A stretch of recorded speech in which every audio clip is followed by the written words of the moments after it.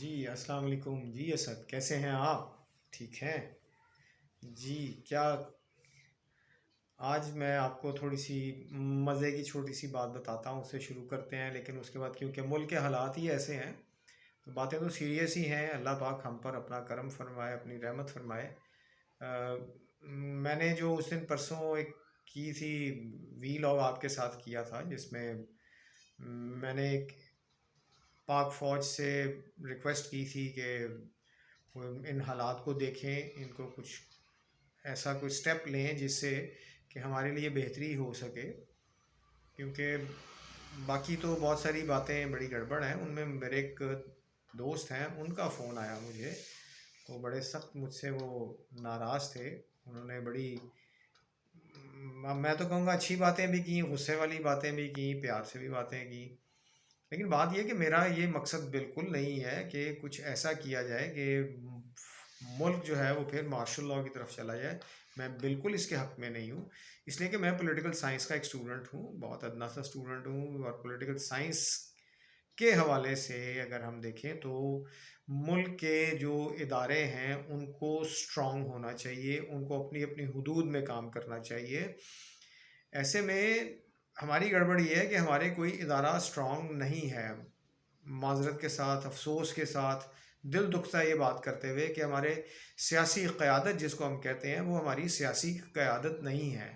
وہ لوگ ملک کے لیے نہیں سوچتے، وہ ایک پریولیجڈ کلاس ہے، جس طرح سے شاید میں نے آپ کو پہلے بھی ایک بار بتایا تھا، مفتاح اسماعیل صاحب نے بھی کہا تھا کہ جی یہاں پہ 1% جو اپر کلاس ہے، جو سلیکٹڈ کلاس ہے، وہی اس ملک کو رول کر رہی ہے پچھلے 70-75 سال سے، اور وہی اس کو جو کچھ بھی اس وقت خرابیاں ہیں اس میں ان کا بہت بڑا عمل دخل ہے۔ اسی قیادت نہ ہونے کی وجہ سے، قیادت کے بحران کی وجہ سے آپ کی آرمی کو موقع ملا تھا 1958 میں، جو مارشل لاء لگا تھا، اور اس کے بعد پھر ایک سلسلہ شروع ہوا جس میں ضیاء الحق صاحب اور مشرف صاحب، اور پھر موجودہ صورتحال جو آپ کے سامنے ہے، اس میں اب پھر آرمی کا بہت زیادہ، جس کو لتاڑا بھی جاتا ہے اور آرمی سے کہا بھی جاتا ہے۔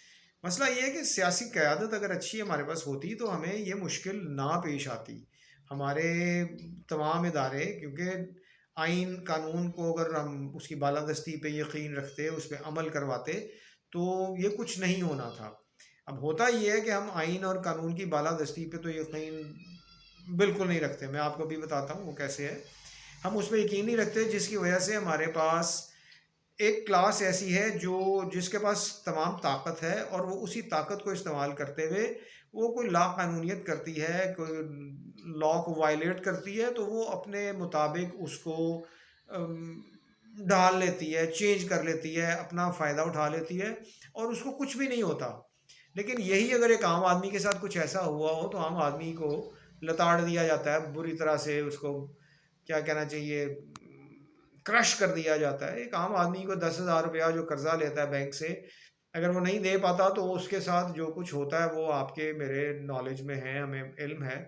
اور لیکن جو کروڑوں اربوں روپیہ لون لیتے ہیں وہ معاف بھی کروا لیتے ہیں۔ اینی ہاؤ، ہم اس طرف نہیں جا رہے۔ میری صرف ایک ریکویسٹ تھی کہ آرمی ایک ایسا ادارہ ہے جس کے پاس ہر قسم کی فیسلٹی ہے۔ ان کے پاس کہہ لیجئے کہ ایک آرگنائزڈ آرگنائزیشن ہے، جو سب کچھ جانتے ہیں، جن کے پاس جو اس ملک کی ہر چیز کو، کیونکہ ان کے پاس ان کو انٹیلیجنس کی بھی ضرورت پڑتی ہے، ان کو اور بہت ساری چیزوں کی ضرورت پڑتی ہے، وہ سب چیزیں اس ایک ادارے کے پاس ہیں، جو وہ فورس بھی ہے، پاور بھی ہے، وہ کروا سکتے ہیں۔ اب ہم آتے ہیں آج کی صورتحال کی طرف، ان دنوں کی صورتحال کی طرف، کہ آپ نے کل دیکھا ہوگا کہ آپ کے چیف الیکشن کمشنر صاحب جو ہیں وہ سپریم کورٹ میں پیش ہو رہے ہیں۔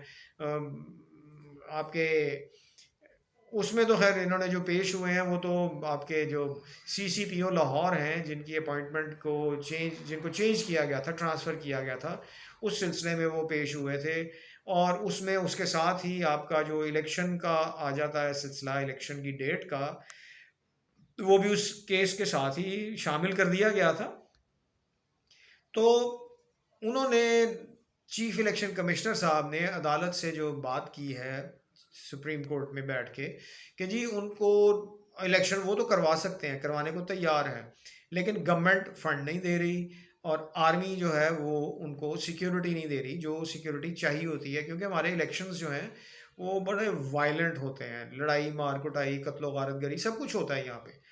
تو ایسے میں آرمی بھی نہیں کر رہی. اب یہاں پہ پھر میں وہ دوبارہ اسی طرف آؤں گا کہ بات یہ ہے کہ آپ آئین اور قانون کی طرف تو جاتے ہی نہیں ہیں. آپ کی جو سیاسی قیادت جسے آپ کہہ رہے ہیں، جس کو میں سیاسی قیادت نہیں مانتا، یہ اپنی اپنی کلاس کے ریپرزنٹیٹیوز ہیں، یہ اس طرف جاتے ہی نہیں ہیں. یہ اپنی مرضی کے مطابق اپنا کام کرنا چاہتے ہیں اور اپنے فائدے اٹھانا چاہتے ہیں.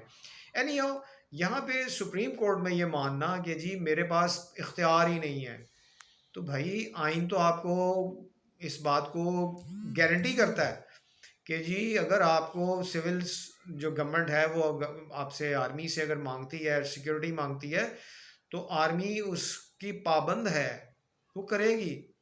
ٹھیک ہے. اسی طرح الیکشنز کا 90 ڈیز کے اندر قانون آئین میں واضح طور پہ لکھا ہوا ہے، لیکن آپ کے پنجاب گورنر صاحب جو ہیں وہ بہانے تلاش رہے ہیں نا. مسئلہ یہ ہے کہ آپ قانون کی آئین کو تو خود پامال کرتے ہیں اور پھر آپ کہتے ہیں جی کہ آئین اور قانون کے تحت ادارے نہیں چلتے، اور یعنی سیاسی جو بحران پیدا ہوتا ہے اس میں اداروں کی وجہ سے ہوتا ہے. مسئلہ یہ ہے کہ آپ نے اداروں کے سر پہ ان کے کندھوں پہ بیٹھ کے ہی حکومت کرنی ہے نا. آپ خود سے تو نہیں کر سکتے. آپ کو سول بیوروکریسی کی، آرمی ملٹری بیوروکریسی کی ضرورت پڑنی ہے. آپ اس بیوروکریسی کے سر پہ اپنے آپ کو، اپنے اقتدار کو اسٹرانگ کرتے ہیں، اور اس کے بعد جب آپ اپنے یعنی اپنے مرضی کے نتائج حاصل کر لیتے ہیں، پھر آپ پاکستان سے باہر بھاگ جاتے ہیں. اب افسوس کا مقام یہ ہے کہ CCPO لاہور کو چینج کیسے کیا گیا، یہ کس کا اختیار تھا، کس نے اس اختیار کو استعمال کیا. کورٹ نے کیا کیا؟ کورٹ نے ان کا آرڈر جو ہے اس کو سسپینڈ کر دیا. ان کے جو ڈوگر صاحب کو اپوائنٹ کیا تھا انہوں نے، وہ آرڈر سسپینڈ کر دیا ہے. اب پھر دیکھیے ایک اور مزے کی بات، اور مزے کی تو نہیں ہے، افسوس کی ہے. دل کڑتا ہے، جلتا ہے ایسی باتوں پہ کہ آج جو ہے آپ کے چیف الیکشن کمشنر صاحب کورٹ میں پیش نہیں ہوئے کہ جو ان کی طبیعت خراب ہے. یار خدا کی پناہ ہے اس ملک میں، یہ آپ کیا کر رہے ہیں، کیسے کر رہے ہیں؟